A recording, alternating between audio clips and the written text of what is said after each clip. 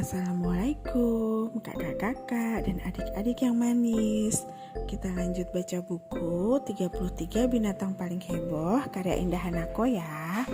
Hari ini judul ceritanya Anak Gajah yang Sombong. Kisah ini bercerita tentang Roko si anak gajah, King si citah, dan Tora si singa. Bunda mulai baca ya. Anak gajah itu menyedot air berlahan-lahan menggunakan belalainya. Bangsa gajah selalu membutuhkan air yang banyak setiap hari. Setelah merasa puas, hewan itu beranjak dari tepian sungai. Tapi dia tidak jauh berjalan. Setelah beberapa langkah, anak gajah itu berbalik.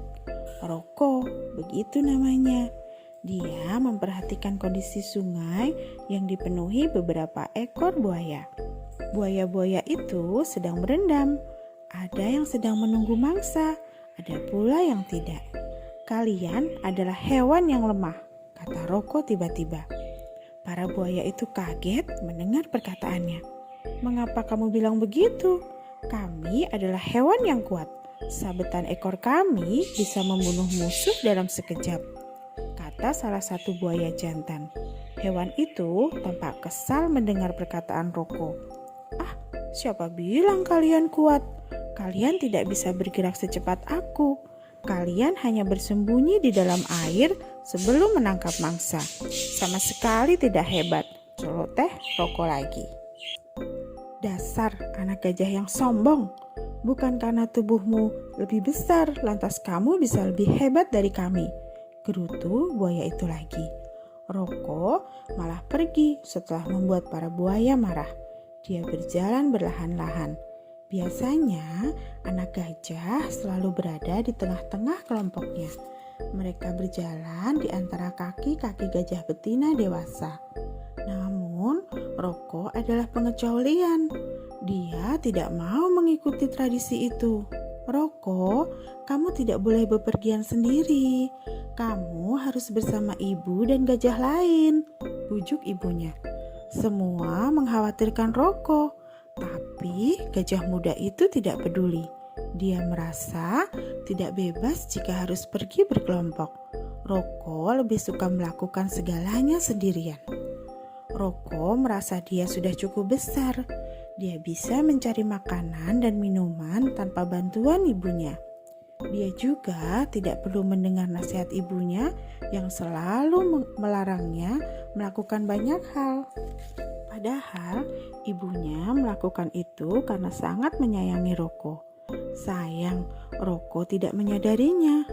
Ibu tidak ingin kamu sampai. Roko langsung memotong. Masuk jurang itu. Jangan takut, Bu. Aku tidak sebodoh itu. Aku tahu di mana letak jurangnya. Dan aku tidak akan mungkin bermain ke sana. Jadi, ibu tenang saja. Di hutan itu memang ada sebuah jurang dalam. Letaknya tidak jauh dari sungai. Roko tidak pernah mendekati tempat itu. Dan boleh dikatakan semua binatang menghindari tempat itu. Setelah meninggalkan buaya, Roko melewati King, seekor citah.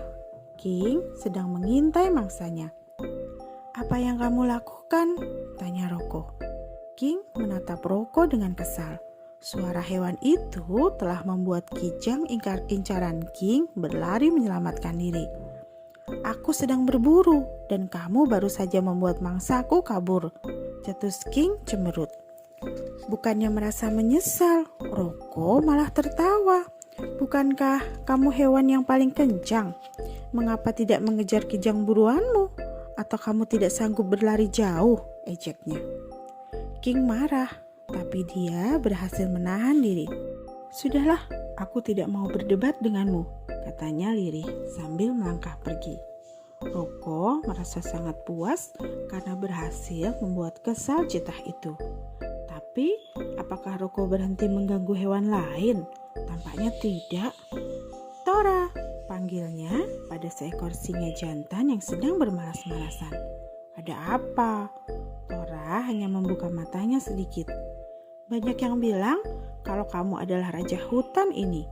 Tapi aku tidak yakin kamu tidak sehebat aku, cibir Roko. Tora tentu saja marah. Apa maksudmu? Kamu tidak sebesar aku, tidak sekuat aku, tidak secerdas aku. Kamu hanya tidur selama belasan jam. Bagaimana mungkin kamu bisa jadi raja hutan? Kamu tidak sebanding denganku. Tora menegakkan tubuhnya, wajahnya garang. Namun dia tahu kekuatannya tidak cukup. Dia pasti kalah dari Roko jika mereka berkelahi. Meski masih muda, Roko jauh lebih besar dari Tora. Akan tetapi, Roko sudah terlalu sering mengganggu dan membuatnya marah. Namun, belum sempat Tora melakukan sesuatu, tiba-tiba terdengar suara berdengung. Awalnya berlahan, namun makin lama justru kian kencang. Setelah mendengar dengan seksama, Tora tahu suara apa itu. Hanya kepakan sayap lebah pekerja yang sedang mencari nektar. Itulah sebabnya Tora menjadi terkejut sekali melihat reaksi Roko. Hewan bertubuh besar yang sombong itu terlihat ketakutan. Awalnya wajahnya menjadi pucat. Kemudian dia mulai panik. Belalainya mengibas ke sana kemari tak tentu arah. Ketika lebah semakin dekat, Roko berlari ketakutan. "Hei, kamu hampir menginjakku," protes Tora. Namun, Roko tidak mendengarnya. Anak gajah yang bongah itu berlari dengan kalap. Sepertinya dia tidak menyadari arah yang diambilnya. Tora berteriak kencang, berusaha mencegah Roko. "Hei, jangan ke sana, di sana ada." Tapi terlambat. Roko sudah menghilang dan menimbulkan suara berdebum yang kencang. Roko jatuh ke jurang tanpa ampun hanya karena takut pada lebah. Seru ya ceritanya? Jangan dicontoh ya sikap Roko yang sombong dan suka mengganggu hewan lain. Roko merasa paling kuat dan hebat sehingga dia menjadi sombong, bahkan tidak mendengarkan nasihat ibunya. Padahal Roko takut pada lebah, hewan yang jauh lebih kecil darinya. Pada akhirnya Roko jatuh ke jurang setelah berlari ketakutan karena suara kepakan sayap lebah. Adik-adik dan kakak-kakak yang manis tidak boleh mencontoh sikap sombong Roko ya.